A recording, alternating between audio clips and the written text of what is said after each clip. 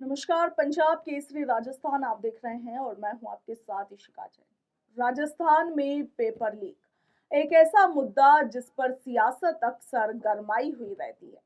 सियासी पारा हाई रहता है और प्रदेश के तमाम युवा ये पूछते रहते हैं कि कब तक हमारे भविष्य के साथ खिलवाड़ यूं ही चलता रहेगा। आप देखिए कि पिछले दिनों लगातार जो पेपर लीक हुए हैं उनमें एसओजी अब फुल मूड में कार्रवाई में जुट गई है। हाल ही में सेकंड ग्रेड भर्ती परीक्षा में डमी कैंडिडेट्स को बैठा करके चयन करवाने के मामले में एसओजी ने बड़ी कार्रवाई करते हुए कई आरोपियों को गिरफ्तार इसमें कर लिया है। इसके साथ ही अब प्रदेश के लोग पूछने लगे हैं कि क्या वाकई में बड़े मगरमच्छों तक अब एसओजी पहुंचने लगी है।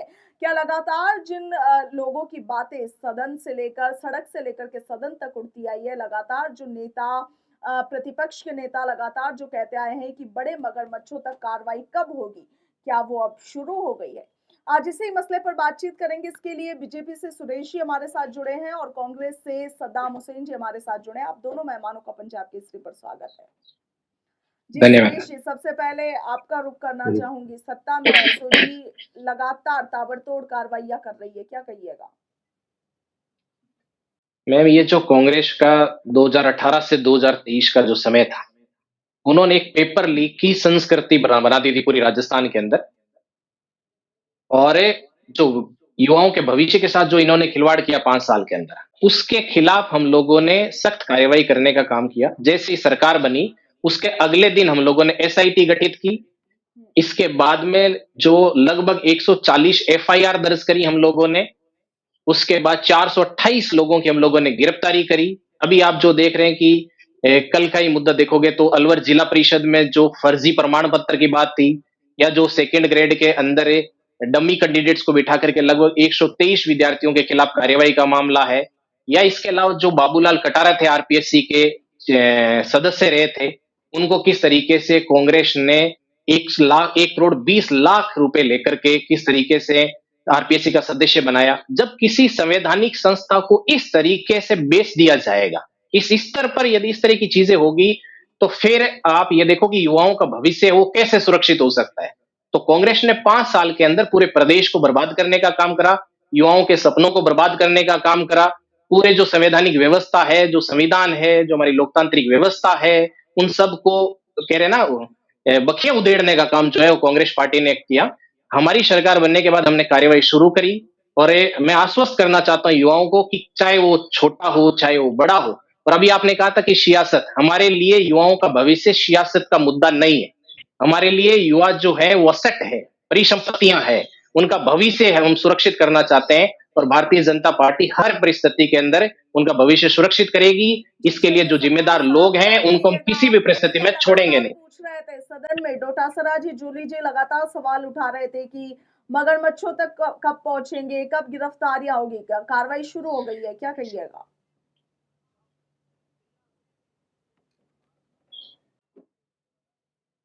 सद्दाम जी, आपको आवाज आ रही है मेरी। जी, बिल्कुल आ रही। जी सद्दाम साहब, क्या कहिएगा, जो लगातार आप लोग ये पेपर लीक का मुद्दा उठाते आए हैं, लगातार पूछते आए हैं कि कब कार्रवाई होगी, बड़े मगरमच्छों तक कब पहुंचा जाएगा, क्या कहिएगा। जी, इसी का जी पेपर लीक की घटनाएं चाहे प्रदेश के अंदर पूर्ववर्ती भाजपा की सरकार रही हो या वर्तमान में केंद्र की भाजपा की सरकार हो, दोनों के कार्यकाल के अंदर समय-समय पर पेपर लीक की घटनाएं हुई है। कांग्रेस कार्यकाल के अंदर भी जब ऐसी घटनाएं हमारे सामने आई, तो तत्कालीन कांग्रेस सरकार ने इसके खिलाफ कड़े कानून बनाए। 10 करोड़ तक का जुर्माने का प्रावधान किया गया, उम्र कैद का प्रावधान किया गया। संपत्ति जो आरोपी थे पेपर लीक की घटनाओं में जो लिप्त रहते थे, उनकी संपत्ति जब्त करने का प्रावधान किया गया तथा उनकी जो संपत्तियां हैं उनको ध्वस्त करने की कार्रवाई भी की गई, ताकि भविष्य के अंदर पेपर लीक की घटनाओं की पुनरावृत्ति ना हो और जो पेपर लीक की घटनाओं में लिप्त है उनके एक कड़ा संदेश मिले। यह कड़ा कदम कांग्रेस की तत्कालीन सरकार ने उठाया था। जब पेपर लीक की घटनाएं सामने आई, तब कांग्रेस सरकार के कार्यकाल में ही एसओजी के माध्यम से 250 के करीब ऐसे लोग थे जो इस घटनाओं में लिप्त थे, उनको गिरफ्तार किया गया, उनके खिलाफ सख्त से सख्त कार्रवाई की गई। आरपीसी सदस्यों के खिलाफ कार्रवाई की गई। वर्तमान में भाजपा सरकार की जो कमी के कारण या जो शिथिलता के कारण आरपीसी सदस्य को जमानत मिल जाती है, ये सही तरीके से पैरवी नहीं कर पाते हैं न्यायालय के अंदर, और जो घटनाओं में लिप्त है उनको जमानत मिल जाती है। साथ में इन्हीं के सरकार के जो कैबिनेट मंत्री है, उन्होंने लिखित में साक्ष्य के आधार पर माननीय मुख्यमंत्री महोदय को और एसओजी को और मीडिया को भी बताया है कि इस जो पूर्ववर्ती जो भर्तियां हुई या वर्तमान में जो भर्तियां हो रही है, इन घटनाओं में जो लिप्त है आरपीसी के जो पदाधिकारी है, उनके खिलाफ सख्त से सख्त कार्रवाई की जाए। इसमें से 3 ऐसे पदाधिकारी हैं, चाहे शिव सिंह राठौड़ की बात हो या संजय कुमार श्रोत्री की बात हो या दीपक उत्प्रेती की बात हो, इनकी नियुक्ति भाजपा के कार्यकाल में ही हुई थी और इन्हीं के सरकार के कैबिनेट मंत्री है वो लिखित में कार्रवाई की मांग कर रहे हैं, इनका नाम बता रहे, लेकिन वर्तमान की जो भाजपा की सरकार है उसकी कथनी करनी में फर्क है। वो कह रहे हैं कि हम बड़ी मछलियों को पकड़ेंगे, बड़े मगरमच्छों को पकड़ेंगे, लेकिन वो अभी तक जो अभी हाल ही में लेटर लिखा गया भजनलाल जी को, क्या कहिएगा उस पर?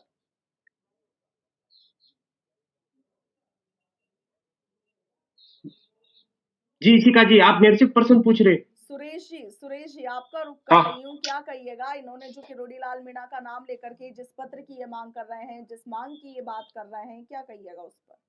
मैं कहता हूँ, बताता हूँ मैं। एक तो ये कि ये किसी एक भर्ती के पेपर लीक की बात नहीं है, बिल्कुल किसी एक की, ये पूरे सिस्टम को लीक करने की बात है। जितनी भी भर्तियां हुई उनमें से अधिकतर भर्तियों में पेपर लीक हुए। दूसरी बात ये कह रहे हैं कि भाजपा सरकार में भी पेपर लीक होते हैं।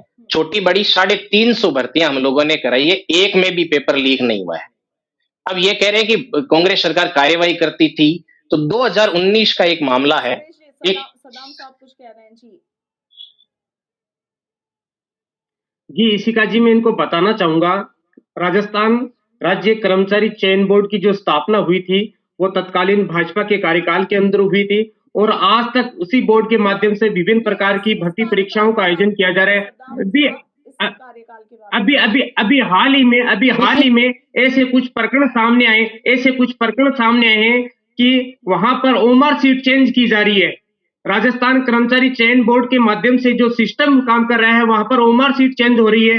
वर्तमान में वर्ष 2024 और 25 के अंदर इसी राजस्थान राज्य कर्मचारी चयन बोर्ड के माध्यम से बहुत सारी भर्ती परीक्षाओं का आयोजन किया गया है और वही सिस्टम आज तक काम कर रहा है, जिस सिस्टम पर ओमर सीट चेंज करने का आरोप लग रहा है, जिस कर्मचारियों पर ओमर सीट चेंज करने का आरोप लग रहा है, तो प्रदेश में जो पिछले 2 वर्षों में जो भर्ती परीक्षा आयोजित हुई है वो सारे संशय के घेरे में है। उन भर्ती परीक्षाओं के अंदर प्रदेश के जो प्रतिभावान जो युवा थे, जो बेरोजगार थे, उनके भविष्य के साथ खिलवाड़ हुआ है।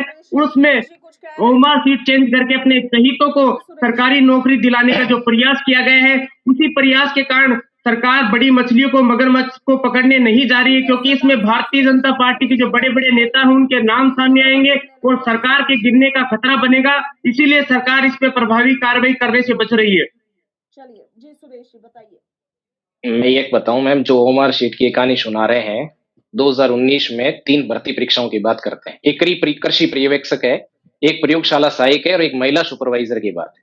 2019 के अंदर ओमर शीट का घोटाला हुआ। अभी क्या हो रहा है उसकी जानकारी मैं दे दूंगा, लेकिन 2019 के बाद ये प्रकरण जब सामने आया, जब यूपी के अंदर ये पकड़े गए किसी मामले के अंदर, फिर राजस्थान गवर्नमेंट, तात्कालिक जो कांग्रेस गवर्नमेंट थी, उसको इन्फॉर्म किया गया। उसमें उन लोगों को जांच समिति का सदस्य बनाया गया जिन्होंने ये फर्जीवाड़ा किया था और 5 साल तक वो जांच दबाए बैठे रहे। भाजपा की सरकार बनने के बाद उस पर कार्यवाही हुई।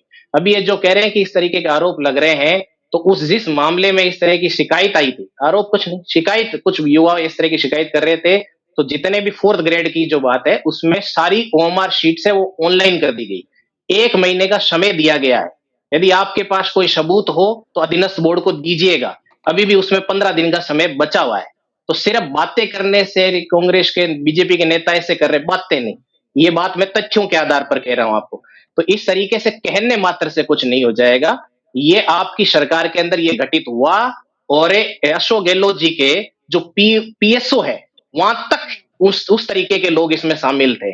ओएमआर शीट का घोटाला हो, डमी विद्यार्थी बिठाने की बात हो, पेपर लीक की बात हो, और 428 लोगों को हमने गिरफ्तार किया है। किस तरीके से एसआई भर्ती को बर्बाद किया, सेकंड ग्रेड भर्ती को बर्बाद किया, किस तरीके से आपने 19 परीक्षाओं के पेपर इनके समय लीक हुए थे, उससे भी ज्यादा। और लाखों युवाओं के भविष्य को बर्बाद करने का काम कांग्रेस पार्टी ने किया था। हमारी सरकार जो है इसमें ट्रांसपेरेंसी लाते हुए राजस्थान स्टेट टेस्टिंग एजेंसी बना रही है, जिससे प्रक्रिया ऑनलाइन हो, आर्टिफिशियल इंटेलिजेंस का प्रयोग किया जाए, डिजिटल हस्ताक्षर के माध्यम से सारी चीजें सुनिश्चित हो, कब किसी भी तरीके से युवाओं के भविष्य के साथ खिलवाड़ नहीं हो सके। हम गवर्नमेंट सेक्टर के साथ साथ प्राइवेट सेक्टर के अंदर भी व्यापक काम कर रहे हैं, जिसके अंदर मुख्यमंत्री युवा स्वरोजगार योजना की बात हो या चाहे स्टार्टअप की बात हो, मेक इन इंडिया की बात हो, 44,000 रोजगार हम लोगों ने स्टार्टअप इंडिया के माध्यम से दिए 2 साल के अंदर। तो ये बात आपको सोचने की जरूरत है। जी जी सद्दाम जी, क्या कहिएगा? सब कुछ गिना दिया है सुरेश जी ने, एक एक भर्ती गिना दी है। जी इशिका जी, मैं इनको बताना चाहूंगा, अभी हमारे मित्र बता रहे थे एसआई भर्ती के बारे में। एसआई जो भर्ती हुई उसके अंदर जब मांग उठी जांच की, तो भारतीय जनता पार्टी ने ये घोषणा की थी कि जब सरकार आएगी तो हम इस पे कार्रवाई करेंगे, बड़ी बड़ी मछलियां मगरमच्छों को पकड़ेंगे। सरकार ने इसके लिए कमेटी का गठन भी किया था। 138 लोग गिरफ्तार, 138 लोग गिरफ्तार आप एसआई सुनिए, भर्ती के अंदर। सरकार ने एक कमेटी का गठन किया था। उस कमेटी ने रिपोर्ट दी थी कि इस एसआई भर्ती परीक्षा को रद्द किया जाए, लेकिन इसी सरकार के द्वारा गठित की गई कमेटी की रिपोर्ट को इसी सरकार ने नहीं माना। अंतगत राजस्थान उच्च न्यायालय ने उस भर्ती को निरस्त किया। सरकार की, मैं पहले भी कर रहा था, अब भी कर रहा हूं, सरकार की कथनी करनी में फर्क है।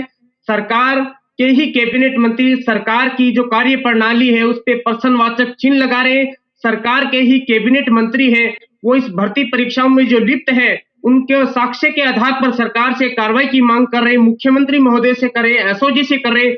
लेकिन सरकार और मुख्यमंत्री महोदय हैं, एसओजी है, वो उन बड़ी मछलियों पर, मगरमच्छों पर कार्रवाई करने से हिचकिचा रहे हैं, क्योंकि अगर उन पे कार्रवाई होती है तो सरकार के अस्थिर बनने का खतरा बन जाता है, सरकार गिरने का खतरा बन जाता है। सरकार, मुख्यमंत्री अपनी ये राजनीतिक आरोप प्रत्यारोप का सिलसिला तो यूं ही चलता रहेगा, मगर इस वक्त राजस्थान की जनता के लिए जो सबसे जरूरी है, जो सबसे आवश्यक है, वो यही कि पेपर लीक जैसी घटनाओं पर लगाम लगे और युवाओं का जो भविष्य है वो बेहतर हो, ये सुनिश्चित हमारी सरकारें, हमारे जो राजनेता है वो करे। आप दोनों का पंजाब केसरी के साथ जुड़ने के लिए शुक्रिया। इस वक्त जो दर्शक हमारे साथ जुड़े हुए हैं, पेपर लीक राजस्थान का एक ऐसा मुद्दा जिसमें परतें अब लगातार खुल रही है। एसओजी फुल मूड में, एक्शन मोड में है। आप लगातार देखिए कि एसओजी कार्रवाई कर रही है। हाल ही में तकरीबन 5 आरोपियों को गिरफ्तार किया गया है, जिनमें डमी कैंडिडेट बैठा करके चयनित भी इनमें से कुछ लोग हो गए थे।